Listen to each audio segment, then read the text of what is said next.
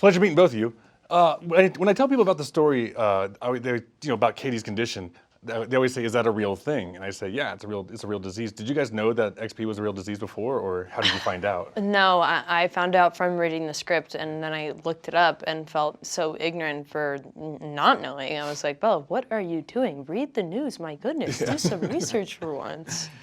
I also didn't know Yeah. until I read the script as well. So, Yeah. But hopefully, like Bella has said, hopefully this film kind of brings some awareness for it and helps put some Funding back together. It's always being cut all the time. People barely know about the disease. I mean, if we bring some type of awareness to it, maybe people will start paying attention a little bit. Filmmaking is one of my favorite things in the world, and so I was curious to you guys, what was the most fun scene to film and the most difficult one to film? The most fun for me was I've always had dreams about going to kind of like a ice cream shop when it's already closed. Yeah. And we got to go in and they had all the flavors and we just got to go with spoons and just go and dig in and get all the scoops, like anything. It's like you're going into a whatever ice cream shop and there's no one there, no one's working there, and you just get to go behind the counter and just scoop away. Patrick is a huge sweets person. Yeah. So that was a really fun scene, and the fact that we got to do it multiple takes and just getting to keep re-up, it was perfect. Hardest scene for me to film was definitely the scene when you see me and my best friend together in the movie for the first time, and I'm discussing my first date with Charlie. It's in all the previews. That was definitely the hardest scene for me to film. I don't know why. I was having a bad day that day. One of my favorite comedic actors in the world is Rob Riggle, and I'm curious what it was like working with him on set.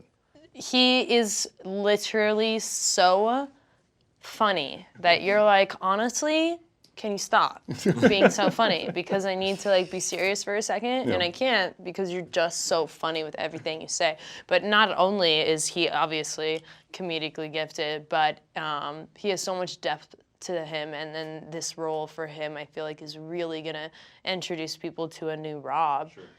He can do a lot more than just comedy. What was it like working with him for you? He's so funny. He's hilarious. We have this kind of, when you meet your significant other, in my case, my girlfriend's dad for the first time, it's kind of that awkward moment, and we kind of did the scene improv, and he was just grilling me left and right with all these just hilarious comments, and I just couldn't take him serious. He was so funny. Yeah. And he was really fun to work with.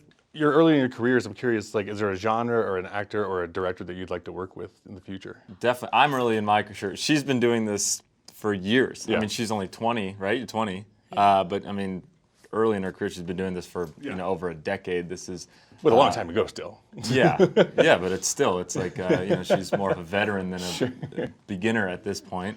But yeah, I have so many directors and actors that I would do even go work for a half a day for, Sure. Or anything. It'd be amazing. Christopher Nolan or a Tarantino or a Spielberg. At USC, I did film school, so I did an intense study on Hitchcock and then Spielberg and how it influenced him. So I watched every Spielberg movie in the course of a few weeks and did papers on that. So I love Spielberg, and something like that would be awesome.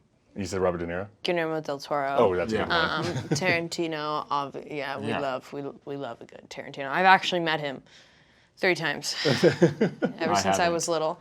And I went to the Whip It premiere and I was like, I don't know, 11. And he was like, "You're a rock star." And I just looked at him, and I've been watching his movies ever since I was a little girl. Yeah. And I was just like, that was Quentin Tarantino. Wow.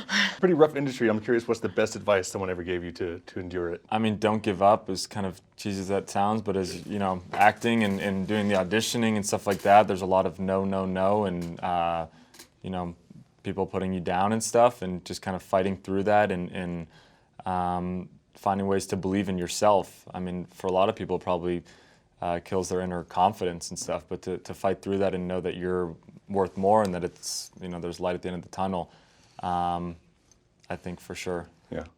I got given very great advice because, so much in this industry, everyone wants you to be this product version of yourself, and there's definitely times where you question if you should be that as well. And people have told me for a minute now, 2 people told me this.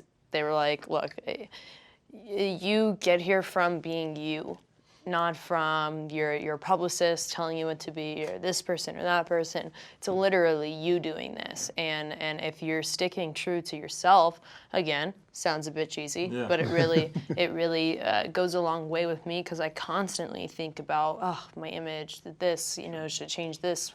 And then I'm like, Bella, no, you're not going to do that. Do what you want to do, Bella. Awesome. Absolute pleasure meeting you guys. All right. Thank you so much. Very nice meeting you. Thank you.